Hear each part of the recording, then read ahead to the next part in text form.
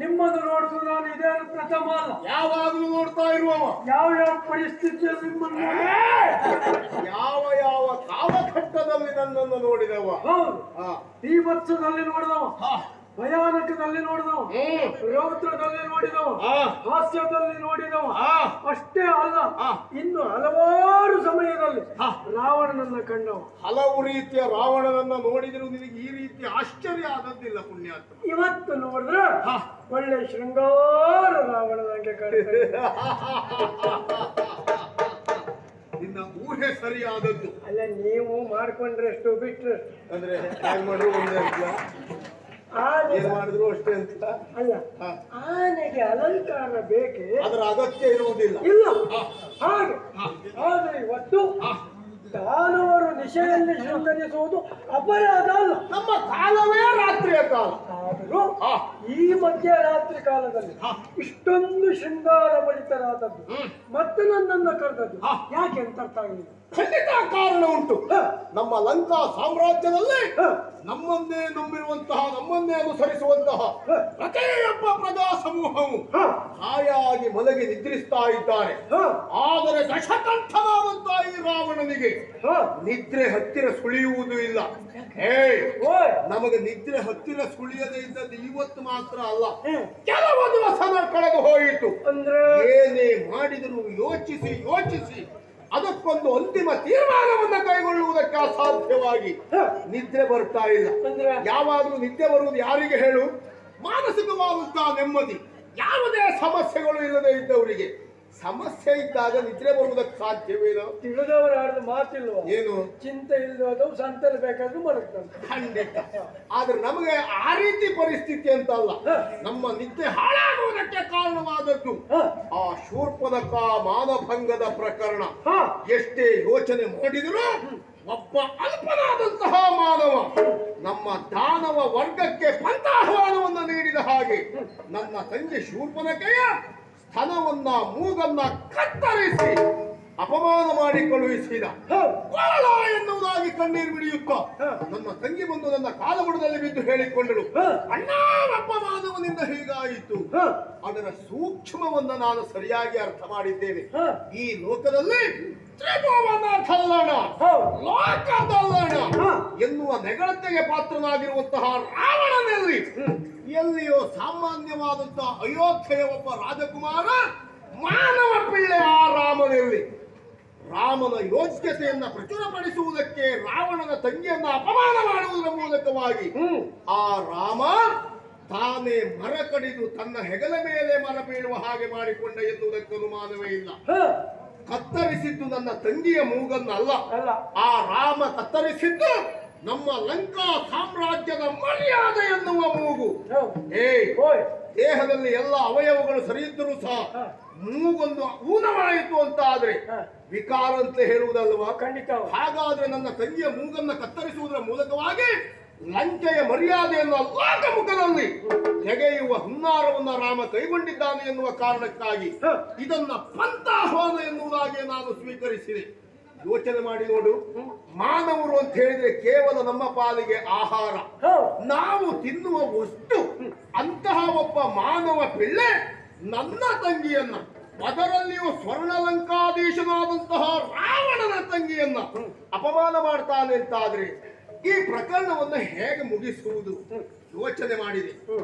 ಹೆಣ್ಣಿನಿಂದ ಪ್ರಾರಂಭವಾದಂತಹ ಪ್ರಕರಣ, ಹಾಗಾದ್ರೆ ಮುಕ್ತಾಯ ಆಗಬೇಕು ಅಂತಾದ್ರೆ ಹೆಣ್ಣಿನಿಂದಲೇ ನಾವು ಪ್ರಾರಂಭ ಮಾಡಬೇಕು ಎನ್ನುವ ಕಾರಣಕ್ಕಾಗಿ ಮುಳ್ಳಿಂದಲೇ ಯಾವಾಗಲೂ ಅವ ಏನೋ ಮಾಡಿದ ಎನ್ನುವ ಕಾರಣಕ್ಕಾಗಿ ನಾವೇನನ್ನು ಮಾಡುವುದಲ್ಲ. ನಾವು ಮಾಡುವ ಕಾರ್ಯ ಅವನು ಅನುಭವಿಸಬೇಕು ಅಂತಾದ್ರೆ ನಮಗಾದ ಅಪಮಾನದ ಆಳ ಎಷ್ಟು ಎನ್ನುವುದು ಎದರಲ್ಲಿ ಇದ್ದವನಿಗೂ ತಿಳಿಯುತ್ತದೆ. ಆದ್ದರಿಂದಲೇ ಪ್ರಕರಣವನ್ನು ಮುಂದುವರಿಸುವುದಕ್ಕಾಗಿ ರಾಮನನ್ನ ಕಾರ್ಯಕ್ಷೇತ್ರಕ್ಕೆ ನನ್ನ ಎದುರಾಳಿಯಾಗಿ ಕಂಡುಕೊಳ್ಳುವಲ್ಲಿ ನಾನೇ ಅವಕಾಶವನ್ನು ಕಲ್ಪಿಸಿಕೊಡುವ ನಿಟ್ಟಿನಲ್ಲಿ ರಾಮನ ಹೆಂಡತಿಯಾಗಿರುವಂತಹ ಸೀತೆಯನ್ನ ನಾನಲ್ಲಿಂದ ಎತ್ತುಕೊಂಡು ಬಂದೆ. ಕೆಲವರು ಭಾಷೆ ಬರ್ತದ್ರು ಕದ್ದುಕೊಂಡು ಬಂದವರು. ನಾವೆಲ್ಲ ಹೇಗೆ ಗೊತ್ತಾ, ತೀರಾ ನಮ್ಮ ಬಗ್ಗೆ ಆಡುವವ್ರ ಬಗ್ಗೆ ಹೆಚ್ಚಿಗೆ ತಲೆ ಕೆಡಿಸ್ಕೊಳ್ಳುವುದೇ ಇಲ್ಲ. ಯಾರ್ಯಾರ ಬಗ್ಗೆ ಎಲ್ಲ ಆಡ್ಕೊಳ್ತಾರೆ, ಇದೆಲ್ಲ ದೊಡ್ಡ. ಮತ್ತೆ ಕೆಲವಷ್ಟು ಜನ ಈ ಪ್ರಪಂಚದ ಆಡಬೇಕು ಅಂತಲೇ ಹುಟ್ಕೊಂಡಿದ್ದಾರೆ. ಈಗ ನೋಡಿ, ನೀವು 4-6 ಜನದ ಹತ್ರ ನಿರರ್ಗಳವಾಗಿ ಮಾತಾಡಿ ಅವರ ಸಾಮೀಪ್ಯವನ್ನೇ ಬೆಳೆಸಿ ನೋಡಿ, ಎಲ್ಲರನ್ನೂ ಒಳಗಡೆ ಕಂಡ ಯಾರ ಹತ್ರ ಮಾತಾಡದೇ ಇರಿ. ಅವ ಮನುಷ್ಯರ ಮುಖ ನೋಡುವಲ್ಲ, ಅವ ಸಾಯ ಯಾವ್ದು ಮಾಡಿದ್ರು ತಪ್ಪು ತಪ್ಪು ಹೇಳಿದೆ. ಯಾರನ್ನು ಸರಿ ಎನ್ನುವುದಾಗಿ ಹೇಳಿಸಿಕೊಳ್ಳುವುದಕ್ಕೆ ಸಾಧ್ಯ ಇಲ್ಲ. ಯಾಕೆ ಹೇಳಿದೆ? ಯಾಕೆ ರಾಮನಿಲ್ಲದೆ ಇರುವಂತಹ ಸನ್ನಿವೇಶವನ್ನು ನಿರ್ಮಾಣ ಮಾಡಿ ಅರ್ಥಾತ್ ನನ್ನ ಮಾಯೆಗೆ ರಾಮನನ್ನ ಸಿಲುಕಿಸಿ, ಅದರ ಅರ್ಥ ಏನು? ರಾಮನನ್ನ ಮಾಯೆಗೆ ವಶವಾಗಿದ್ದಾನೆ ಎನ್ನುವುದಾಗಿ ಆಗಲಿಲ್ವ? ರಾಮ ಒಬ್ಬ ಯೋಗ್ಯತಾ ಸಂಪನ್ನನೇ ಹೌದು ಅಂತ ಆದ್ರೆ, ಮಾಯೆಯನ್ನು ಭೇದಿಸುವಂತಹ ಸಾಮರ್ಥ್ಯವನ್ನು ಹೊಂದಿದವನೇ ಹೌದು ಅಂತ ಆದ್ರೆ, ನಮ್ಮದ್ದು ಮಾಯೆ ಎನ್ನುವಂತಹ ಸೂಕ್ಷ್ಮ ರಾಮನ ಗಮನಕ್ಕೆ ಬರಬೇಕಿತ್ತು. ಹಾಗೆ ಬಾರದೆ ಮಾಯಾಜಿಂಕೆಯನ್ನು ಅರಸಿ ಒಬ್ಬ ರಾಮ ಹೋಗ್ತಾನೆ ಅಂತ ಆದ್ರೆ, ಅಲ್ಲಿ ರಾವಣನ ಪ್ರಭಾವ ಕೆಲಸ ಮಾಡಿದೆ ಬಿಟ್ರೆ ರಾಮನ ಸಾಮರ್ಥ್ಯ ಅಲ್ಲವೇ ಅಲ್ಲ. ಆದ್ರಿಂದ ನಾನು ಕದ್ಕೊಂಡು ಬಂದದ್ದು ಎನ್ನುವುದನ್ನು ನಾನು ಒಪ್ಪುವುದೇ ಇಲ್ಲ. ಯಾರು ಒಪ್ಪುವುದಿಲ್ಲ. ಎತ್ತುಕೊಂಡೇ ಬಂದಿದ್ದೇನೆ. ಆಮೇಲೆ ಅವಳನ್ನು ನೇರವಾಗಿ ನನ್ನ ಅರಮನೆಗೆ ಕರೆದುಕೊಂಡು ಹೋಗಲಿಲ್ಲ. ನಾವೆಲ್ಲ ಯಾವ ವ್ಯವಹಾರ ಮಾಡುವುದಿದ್ರು ಒಂದು ಮರ್ಯಾದೆಯ ಮಿತಿಯಲ್ಲೇ ಮಾಡುವವರು. ಮತ್ತೆ ಮನೆಯಲ್ಲಿ ಹೇಳ್ತಿರುವಾಗ ಅಲ್ಲ, ನನ್ನ ಒಟ್ಟಿಗೆ ಇಷ್ಟು ವರ್ಷ ಇದ್ದದ್ದಕ್ಕೆ ಸಾರ್ಥಕ ಆಯಿತು. ಒಳ್ಳೆ ಅನುಭವದ ಮಾತುಗಳನ್ನೇ ಆಡ್ತಾ ಇದ್ದೀಯ ಶಹಪ್ಪ. ಯಾವತ್ತೂ ಇರ್ತದೆ ಹೀಗೆ ಮುಂದುವರಿ.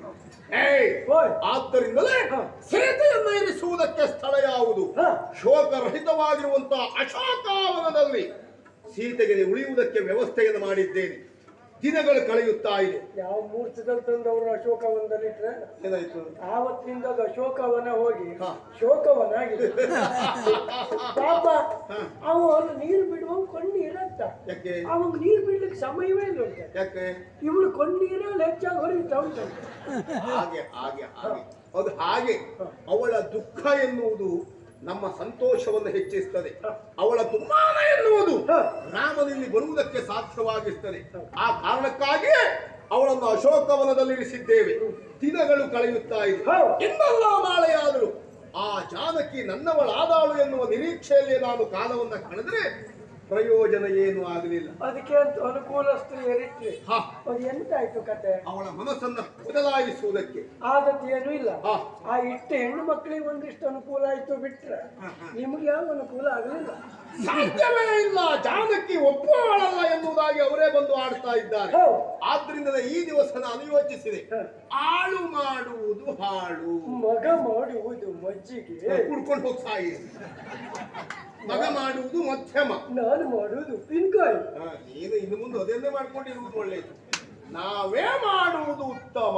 ತಿಳಿದವರು ಹೇಳಿಲ್ವಾ, ನಾವು ಸಾಯಬೇಕು ಸ್ವರ್ಗ ಪಡಿಬೇಕು. ಅಂದರೆ ಯಾವುದೇ ಕಾರ್ಯವನ್ನೇ ಆದರೂ ಇನ್ನೊಬ್ಬರನ್ನ ಅವಲಂಬಿಸಿ ಮಾಡುವುದಲ್ಲ, ಸ್ವತಃ ನಾವೇ ಕಾರ್ಯಕ್ಷೇತ್ರಕ್ಕೆ ಧುಮುಕಬೇಕು.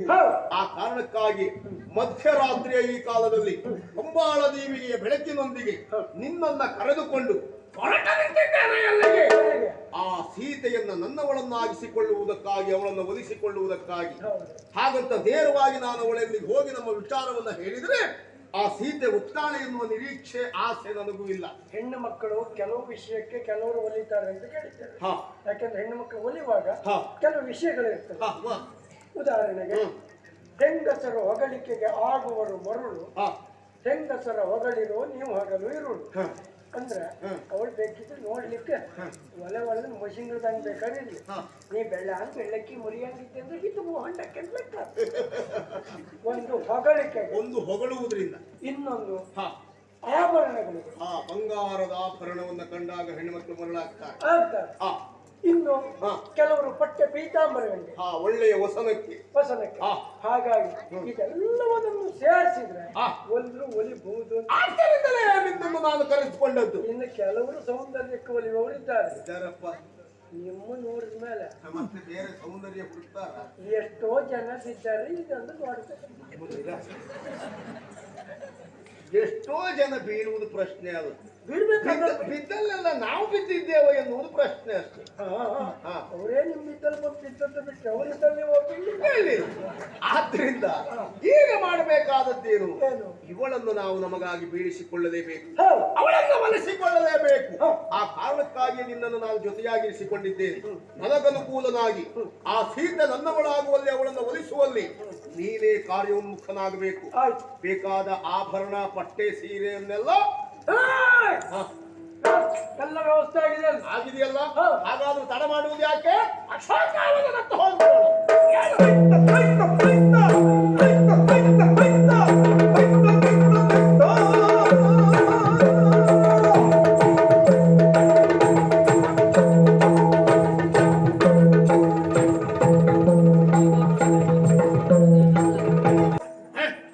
ಅದನ್ನೇನು ಹೊತ್ಕೊಂಡೇ ಇರುವುದಾ? ಮತ್ತೆ ಇರಿಸೋದನ್ನ ಕಾಲು ಬಿಡದಲ್ಲಿ ಹಾಕ್ತೇನೆ. ಅದು ನನಗೆ ಅಂತ ತಂದಲ್ಲ. ಇದು ನಿಮ್ಮ ಕಾಲಲ್ಲವೇ? ಕಾಲು ನನ್ನದ್ದು ಹೌದು, ಅದು ಬೇಕಾದದ್ದು ನನಗ.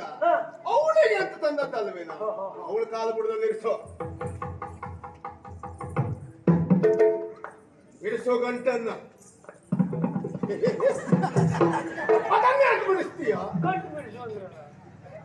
ಇಸ್ಕೊಂಡು ಬರಬೇಕಿದ್ರೆ ಸಾಕಬೇಕಾಯ್ತು ನನಗೆ. ಮತ್ತಿದು ಅದಲ್ಲ, ಈ ಗಂಟನ್ನಲ್ಲ, ಆ ಗಂಟನ್ನು ಬಿಟ್ಟು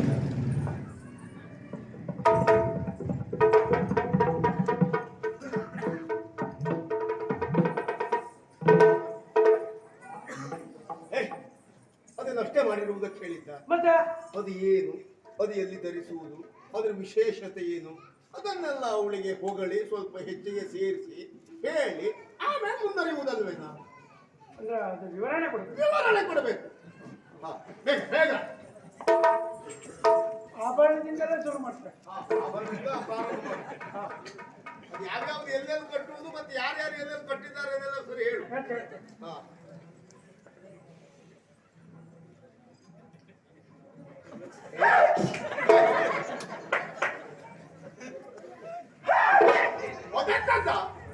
ಅವ್ರ ಹೆಸರು ಅವ್ರ ಹೆಸರು ಅವ್ರ ಹೆಸರು ಸೀತೆ. ಅದೇ ಶೀತ ಶೀತ ಆದಾಗ ಬರುದೇ ಅದು. ಸ್ವಲ್ಪ ತಡ್ಕೊಳ್ಳಿ.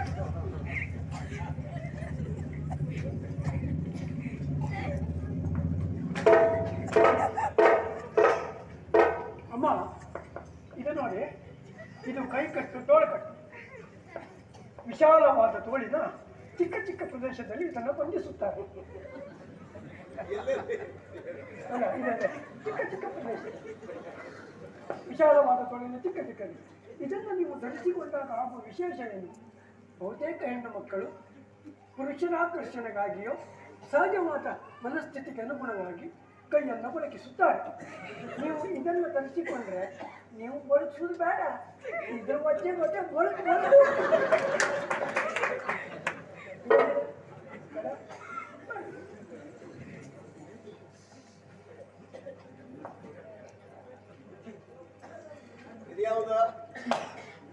ಇದು ಕಂಠದಾಭರಣ.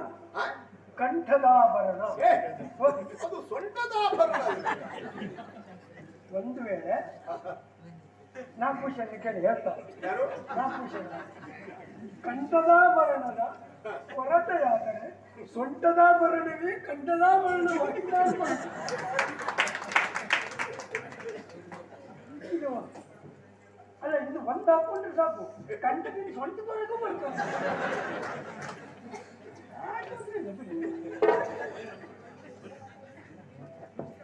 ನೋಡಿ, ಇದು ಸೊಂಟದಾಭರಣ.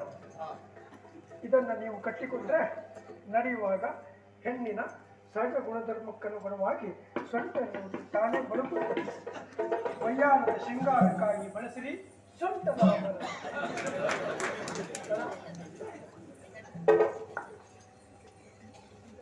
ನೋಡಿ, ಇದು ಭುಜಕೀರ್ತಿ. ಇದು ನೋಡಿ ನೀವು, ಈ ಹೊಳಿತ ಉಂಟಲ್ಲ, 2 ಮಳೆ ಬೀಳಿ ಇದ್ರ ಹೊಳಪು ನೋಡಬೇಕು ನೀವು. 2 ಮಳೆ ಬಿಟ್ಟು ಅಂದ್ರೆ ಮತ್ತೆ ನೋಡು ಕೆಲಸಿಲ್ಲ, ಆ ರೀತಿ ಹೊಳಿತದೆ. ಇದನ್ನು ನೀವು ಭುಜದ ಮೇಲೆ ಧರಿಸ್ಕೊಂಡು ಹೀಗೆ ಹೀಗೆ ಹೀಗೆ ಹೋಗ ಚಕ್ಕ ಪಕ್ಕ ಚಕ್ಕ ಪಕ್ಕ ಆ ಪ್ರಕಾಶನೇ ಬಂದಂಗೆ ಕಾಣ್ತದೆ.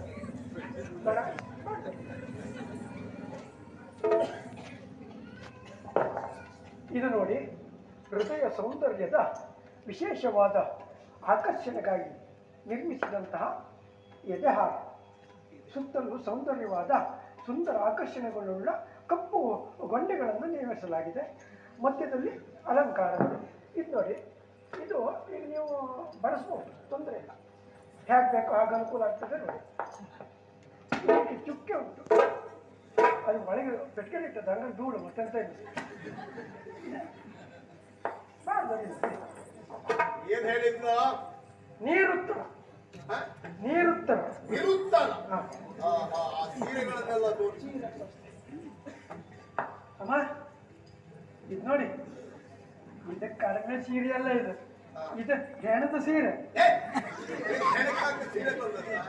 ಅಲ್ಲಲ್ಲ. ಮತ್ತೆ ರೇಷ್ಮೆಯ ದಾರವನ್ನು ಬಿಡಿ ಬಿಡಿಯಾಗಿ ತೆಗೆದು ಒಂದಕ್ಕೊಂದು ಹೆಣೆದು ಹೆಣೆದ ಸೀರೆ. ಈ ಸೀರೆ ವಿಶೇಷ ಗೊತ್ತುಂಟಾ? ನೋಡಿ, ಇಷ್ಟು ದೊಡ್ಡ ಉಂಟಲ್ಲ, ಮಡಿಸಿ ನೋಡಿ, ಮಡಿಸಿ.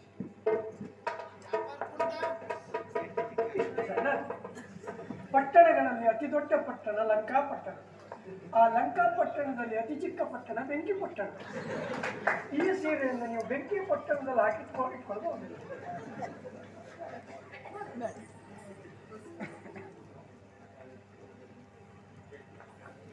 ಇದು ನೋಡಿ, ಇದು ನಂಜುಂಡಿ ಕಲ್ಯಾಣ ಸೀರೆ. ನೀವು ಒಂದ್ಸಲ ಕೈಸಾಲ ಮಾಡ್ಕೊಂಡು ಕೈಲಾಸ ನಂಜುಂಡಿ ಕಲ್ಯಾಣಕ್ಕೆ ಆವಾಗ ಕೊಟ್ಟದ್ದು ಶಿವನಿದ್ದಲ್ಲಿ. ನೋಡಿ, ಈ ಸೀರೆ ನೋಡಿ, ಇದಕ್ಕಿಂತ ತಗೊಳ್ಳಿ. ಇದು ಈ ಸೀರೆ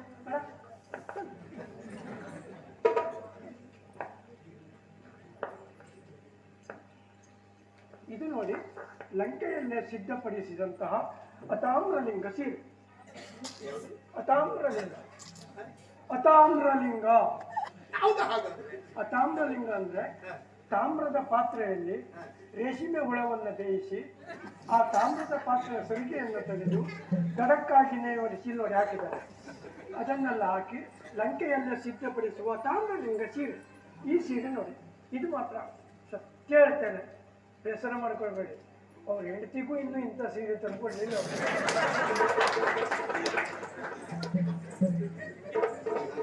ನೀನು ಆ ಕಡೆ ಹೋಗುವುದ್ರಲ್ಲಿ ನಮ್ಮನ್ನು ಸಣ್ಣ ಮಾಡಬೇಡ. ಅವ್ರ ಹೆಂಡತಿಗೂ ಇನ್ನೂ ತಂದುಕೊಳ್ಳಿಲ್ಲ, ಹಾಗಾಗಿ ನಿಮಗೆ ತಂದು ಕೊಟ್ಟಿದ್ದಾರೆ. ಒಂದು ಹೂವು ಹಾಕಿ ಇರ್ಲಿ. ಬೇಡ,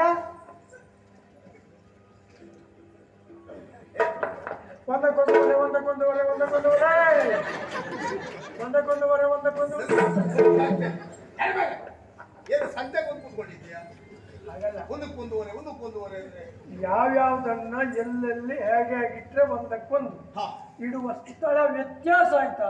ಒಂದಕ್ಕೊಂದುವರೆ ಕಟ್ಟಬೇಕಾದಲ್ಲಿ ಕಟ್ಟಿಕೊಂಡ್ರೆ ಮಾತ್ರ ಸರಿಯಾದದ್ದು. ಹಾಗಾದ್ರೆ ಇಲ್ಲಿಯವರೆಗೆ ನಾವು ಮಾಡಿದ ಪ್ರಯತ್ನ ವಿಫಲವಾಯಿತು, ಏನು ಪ್ರಯೋಜನ ಆಗಲಿಲ್ಲ. ಆಭರಣಕ್ಕೂ ವಸನಕ್ಕೂ ಇವಳು ಒಲಿಯುವವಳಲ್ಲ. ಹಾಗಂತ ಕೆಲವು ಬಾರಿ ಎದುರುಗಡೆ ಇದ್ದವ ಯಾರು ಎನ್ನುವುದರ ಮೇಲೆ ಹೆಣ್ಣು ಮಕ್ಕಳು ಒಲಿಯುವುದಿರ್ತದೆ. ಒಂದು ಕೆಲಸ ಮಾಡೋಣ, ಈಗ ನಿನಗೊಂದು ಒಳ್ಳೆ ಅವಕಾಶ ಮಾಡಿಕೊಡ್ತೇನೆ. ನೀನು ನಾನಾಗಿ ಹೋಗಿ ಅವಳನ್ನು ಮಾತಾಡಿಸ್ಬೇಕೀಗ. ನಾನು ರಾವಣನಾಗಿ? ಒಂದು ರಾವಣ ಇವತ್ತು ನೀನೆ. ನನಗೊಂದು ರಾವಣ ರಾವಣ ಹೋಗಿ ಹೇಳು. ನಾವೇ ಒಂದೇ ಸಾರಿ ಹೋಗುದು ಬೇಡ. ನೀನು ಹೋಗಿ ರಾವಣ ಅಂದ್ರೆ ಏನು, ರಾವಣನ ವ್ಯಕ್ತಿತ್ವ ಏನು, ಸ್ವಲ್ಪ ಸರಿಯಾಗಿ ಸ್ವಲ್ಪ ಜಾಸ್ತಿ ಗೊತ್ತಿರೋದು ಮಾತಾಡಿ ಆಗುವುದಿತ್ತಳ ನೋಡೋಣ. ನೀನು ಯಾರೇನೀಗ? ರಾವಣ. ಇಲ್ಲಿ ನಿಂತರೆ ರಾವಣ. ಹೋಗು ಮಾತಾಡಿ.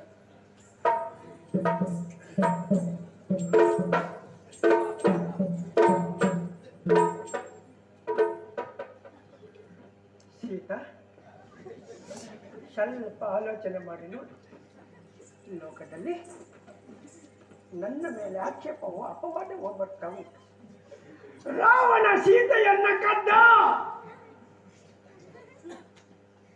ನಿನ್ನನ್ನು ನಾನು ಕದ್ದದ್ದಲ್ಲ ಸೀತಾ, ನನ್ನನ್ನೇ ನೀನು ಕದ್ದಿದ್ದ. ಅಂದೊಂದು ಸಂದರ್ಭದಲ್ಲಿ ಸ್ವಲ್ಪ ಸಿಂಹಾವಲೋಕನ ಮಾಡು. ಗಗನ ಮಂಡಲದಲ್ಲಿ ಪುಷ್ಪಕವನ್ನೇರಿ ಸಂಚಾರ ಮಾಡುವಾಗ ಮಿಥಿಲೆಯಲ್ಲಿ ಸ್ವಯಂವರ ಎನ್ನುವುದು ನನಗೆ ದೃಷ್ಟಿಗೆ ಬಂದು ಕೆಳಗಿಳಿದೆ. ತುಂಬಿದ ಸಭಾ ಮಂಟಪ, ಮಧ್ಯದಲ್ಲಿ ಶಿವಧನಸ್ಸು, ಸುಂದರವಾದ ಹಾರವನ್ನು ಹಿಡಿದಂತ ಸುರದ್ರೂಪಿ ಹೆಣ್ಣು. ಅದು ಯಾರು? ನೀನೆ. ಅಂದು ನಿನ್ನನ್ನು ನೋಡಿದಾಗ ನಾನು ಮನಸ್ಸು ಮಾಡಿದೆ, ಅಲ್ಲ, ನನ್ನ ಮನಸ್ಸನ್ನು ನೀನು ಕಟ್ಟಿ ಅನ್ನೋದು ಸ್ಪಷ್ಟ. ನಿನ್ನನ್ನು ನಾನು ಕದ್ದದ್ದಲ್ಲ ಸೀತಾ, ನನ್ನನ್ನು ನೀನು ಕದ್ದಿದ್ದ. ಲೋಕದಲ್ಲಿ ರಾಮ ಇಲ್ಲದಿರುವ ಸಮಯದಲ್ಲಿ ಸೀತೆಯನ್ನ ರಾವಣ ಅಪಹರಿಸಿಕೊಂಡು ಬಂದ ಅನ್ನುವುದು ಲೋಕಾಪಮಾನ ಅಲ್ಲ. ರಾಮನಿರುವಾಗಲೇ ನಾನು ಅಪಹರಿಸಿದ್ದೇನೆ. ಲೋಕದಲ್ಲಿ ಅದು ಯಾರಿಗೆ ಗೊತ್ತುಂಟು? ವಿವರಣೆ ಬೇಕಾ? ಅಗತ್ಯ ಉಂಟಾ? ಇಲ್ಲವಾದರೆ ನಿನ್ನ ಆತ್ಮದಲ್ಲಿ ಧೈರ್ಯವಾಗಿ ರಾಮನನ್ನು ಉಳಿಸಿಕೊಂಡವಳು ನೀನಾಗಿದ್ರೆ ಯಾಕೆ ಹೊರಗೆ ಬರ್ತಿದ್ದೆ ಹೇಳು. ಅಲ್ಲದೆ ಅಲ್ಲಿ ನೀನು ಮನಸ್ಥಿತಿಯಲ್ಲಿ ವಿಚಲಿತರಾಗಿದ್ದೆ ಅನ್ನೋದು ಸ್ಪಷ್ಟ. ಆ ಕಾರಣಕ್ಕಾಗಿ ಹೇಳ್ತೇನೆ, ಅದ ಒಂದು ಮನ್ಸು ಮಾಡೆ, ನಾನಿನ್ನು ಬಟ್ಟೆ ಬೇಕಿದ್ರು ತೊಳಿತೇನೆ, ನಿನ್ನ ಸೇವೆ ಬೇಕಿದ್ರು ಮಾಡ್ತೇನೆ. ನಂಗೊಂದು ರೂಪ ಕೊಟ್ಟರೆ ಅವನ್ನ ಅವಕಾಶ ಸಿಕ್ತು, ಒಂದು ಮನ್ಸು ಮಾಡಿ ಹಾಕು ಸೀತಾ, ಮನ್ಸು ಮಾಡೆ. ಯಾವ ಪ್ರೇತ ಎಲ್ಲ ನಿನ್ನ ಮೈ ಮೇಲೆ ಬರ್ತಾರೆ. ರಾವಣನಾಗಿ ಹೋಗಬೇಕು. ರಾವಣನ ವ್ಯಕ್ತಿತ್ವಕ್ಕೆ ಯಾವುದೇ ಕುಂದಾಗಬಾರದು. ಹೋಗಿ ಸೀತೆಯ ಎದುರಿನಲ್ಲಿ ಕೈ ಮುಗಿಯುವಾಗ ಮೊದಲೆಲ್ಲ ಸುಮಾರು ಆಹ್ವಾನ ಮಾಡ್ಕೊಂಡೆ ನಾನು, ಯಾವುದಕ್ಕೂ ಒಲಿಲ್ಲ. ಹಾಗಾಗಿ ಅಂಥದ್ದೆಷ್ಟು ಆಹ್ವಾನ ಆಗಿದ್ದೇನೆ. ಹೋಗಲಿ ಬಿಡು, ನಿನ್ನ ಪ್ರಾಮಾಣಿಕವಾದಂತಹ ಪ್ರಯತ್ನವನ್ನು ನಾನು ಮೆಚ್ಚಿದ್ದೇನೆ. ನಿನ್ನಿಂದ ಅಸಾಧ್ಯ ಅಂತ ಆದ ಮೇಲೆ ಇನ್ನೂ ಅವಳನ್ನು ಒಲಿಸಿಕೊಳ್ಳುವುದಕ್ಕೆ ಸ್ವತಃ ನಾನೇ ಪ್ರಯತ್ನಿಸ್ತೇನೆ. ಅವಶ್ಯಕತೆ ಬಿದ್ದು ನಿನ್ನನ್ನು ಕರೀತೇನೆ. ಆಯ್ತು ಒಡೆಯ, ಅದನ್ನೊಂದು ಎಲ್ಲ ತಗೊಂಡು ಇಲ್ಲ. ಮತ್ತೆ ಬೇಡ ಅಂತ